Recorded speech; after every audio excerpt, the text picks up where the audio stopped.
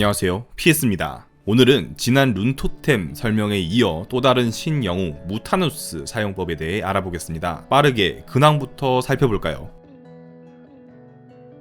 우선 무타누스가 어떤 능력을 가지고 있는지 알아보겠습니다. 아군 하수인을 하나 제거를 하는 대신 그 하수인의 능력치를 다른 아군 하수인에게 더해주는 능력을 가지고 있습니다. 추가로 1골드까지 얻죠. 단 아군 하수인은 랜덤으로 선택이 되게 됩니다. 즉 하수인을 판매하는 과정에서 다른 영웅들과 다르게 무작위 하수인에게 스탯을 넘겨줌으로써 이득을 보는 구조라 이해를 할 수 있겠습니다. 영웅 능력이 어떤 잠재력을 가졌는지 떠오르지 않으실 수도 있는데요. 7, 8턴 퀘스트를 클리어하고 66 버프를 받는 라그나로스와 한번 비교를 해보겠습니다. 3렙 상점 이상에 도달을 했을 때 구매하는 하수인의 스탯은 최소 44 이상입니다. 제국의 무장과 같은 버프 하수인을 살 경우에는 그 이상을 훨씬 상회하는 총 스탯을 얻게 되는데요. 이렇게 획득한 스탯을 영웅 능력을 활용해 옮겨주게 되면 라그나로스 이상의 버프를 제약 없이 얻을 수 있게 되는 셈입니다. 그러나 영웅 능력이 가진 무작위성 때문에 운영이 숙련도를 요구하는 영웅으로 바뀌었다, 이렇게 이해를 하시면 되겠습니다. 무타누스는 어느 점수대에서나 2티어급의 성적을 기록하고 있습니다. 그런데 밴에 따라서 압도적인 1티어에 해당하는 성능을 낼 수도 있고요, 4티어에 가까운 성능을 낼 수도 있음을 눈여겨보셔야 합니다. 그러면 무타누스는 어떤 밴 구도일 때가 가장 기분이 좋은지, 왜 그러한지 차근차근 설명을 드리겠습니다. 무타누스에게 가장 중요한 것은 악마와 기계 종족의 밴 여부입니다. 무타누스는 영웅 능력을 통해 스탯의 이득을 얻는 영웅인데, 특히 악마 종족은 후에 말씀드릴 운영법 설명에서도 짚어보겠지만 너무나도 물 흐르듯 잘 어울리는 그런 조합입니다. 영웅 능력을 낭비하는 경우가 드물고 스탯을 옮기는 영웅 능력의 특성 또한 극대화하기가 쉽습니다. 기계 종족은 천상의 보호막 하수인이나 반사 로봇에게 스탯을 옮겼을 때 가장 큰 효과를 얻을 수 있고, 강철리 표범 로봇으로 버프된 공격력까지 활용할 수 있다는 점에서 기계 종족의 하수인들과 시너지가 매우 좋은 편입니다. 초반 악마 종족 사용을 통해 버프된 명인이나 악마 하수인들의 스탯을 기계 하수인에게 넘겨주면 초, 중, 후반 모두 강력한 필드를 얻을 수 있습니다.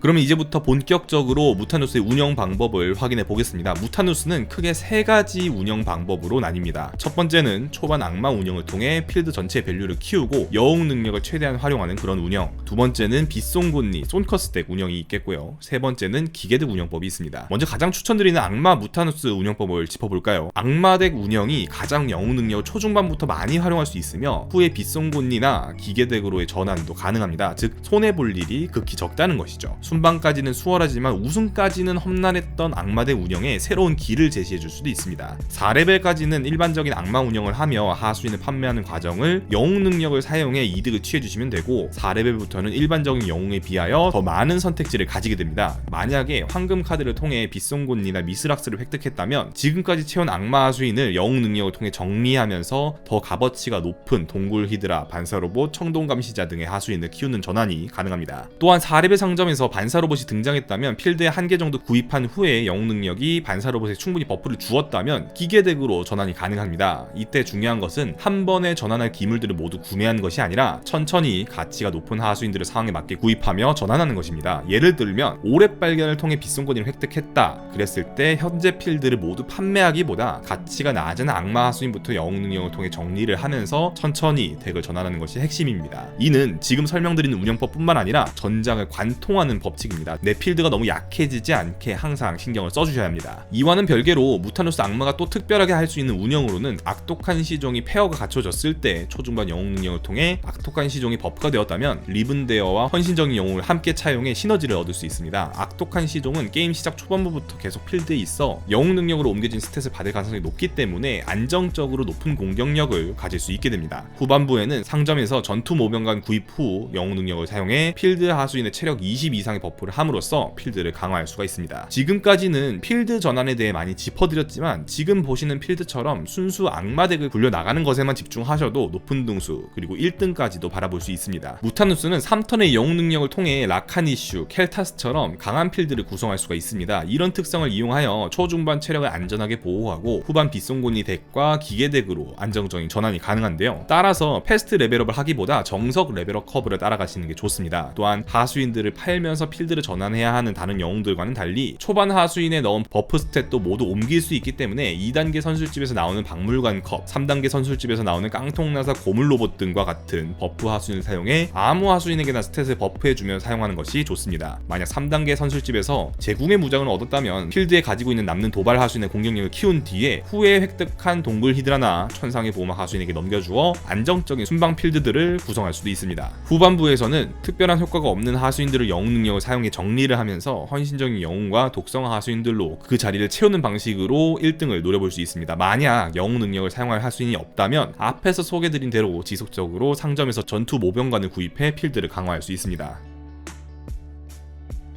무타누스를 플레이할 때 영웅 능력과의 시너지를 위해 덱을 전환하는 상황이 생길 수밖에 없습니다. 이때 무타누스의 영웅 능력이 무작위 하수인을 향하기 때문에 덱 전환 시에는 갑작스러운 변화가 아닌 현재 덱에 맞춰서 기물을 구입하되 자리가 남는 한 자리씩 전환하는 것이 중요합니다. 즉 어디까지나 영웅 능력이 보너스 개념으로 사용되어야 한다는 것이고, 악마 덱에서는 전환을 위해 아무 기계나 상관없이 두세 개씩 구입하는 등의 선택은 오히려 필드를 약화시킬 수 있습니다. 따라서 강제적인 덱 전환보다 다른 하수인을 필드에 넣어야 하는 상황에서 필드를 정리하는 용도로 사용하는 것이 좋습니다. 예를 들어서 빗송덱을 운영하며 빗송곤이 2개와 5개의 종족 하수인을 사용하는 상황에서 헌신적인 영웅을 사용하기 위해 선상의 보호막이 없는 하수인의 영능을 사용해 스탯을 옮겨주는 경우입니다. 마음가짐을 최대한 안정적인 순방을 노리며 운영을 하다가 영능을 통해 1, 2등까지 노린다라고 생각을 하시면 이해가 쉽겠네요.